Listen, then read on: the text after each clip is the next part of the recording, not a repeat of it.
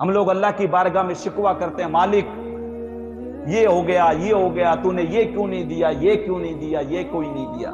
علامہ doctor Iqbal نے بھی شکوہ کیا اور پھر جواب شکوہ بھی لکھا۔ اللہ کی بارگاہ میں جب شکوہ کرنے لگتے ہیں تو اشعار لکھتے ہیں کہ صفحہ دہر سے باطل کو مٹایا ہم نے، نوع انسانی کو غلامی سے چھڑایا ہم نے۔ وہ جو انسانیت غلامی کے چنگل میں پھنسی ہوئی تھی اس کو غلامی سے چھڑایا ہم نے، صفحہ دہر سے باطل کو مٹایا ہم نے، تیرے قرآن کو سینوں سے لگایا ہم نے۔ پھر بھی ہم سے یہ گلہ ہے کہ ہم وفادار نہیں تو تو بھی تو دلدار نہیں۔ یہ شکوہ تھا جو ہم لوگ شکوہ کرتے ہیں، یہ شکوہ کیا۔ اب جب جواب شکوہ آیا تو سارا نشہ اتر گیا، سارا جو نشہ تھا وہ اتر گیا۔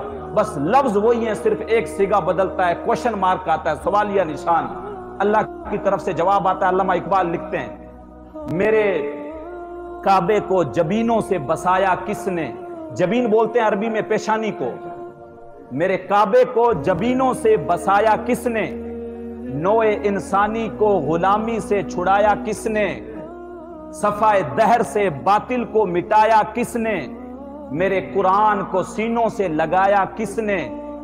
اب کہتے ہیں تھے تو وہ آبا ہی تمہارے مگر تم کیا ہو، وہ تمہارے باپ دادا ہی تھے جنہوں نے یہ سب کچھ کیا، تم کیا ہو۔ تھے وہ آبا ہی تمہارے مگر تم کیا ہو، ہاتھ پہ ہاتھ دھرے منتظر فردا ہو۔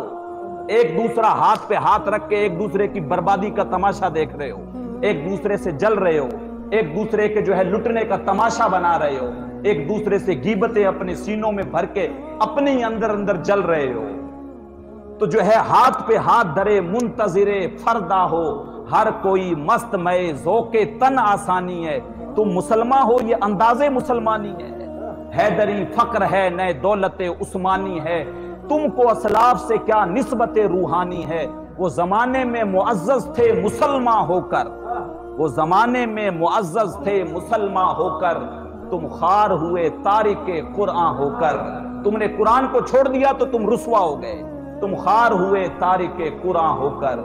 اگر تم نے قرآن کو نہ بھلایا ہوتا تو زمانے نے یہ آج دن تم کو نہ دکھایا ہوتا۔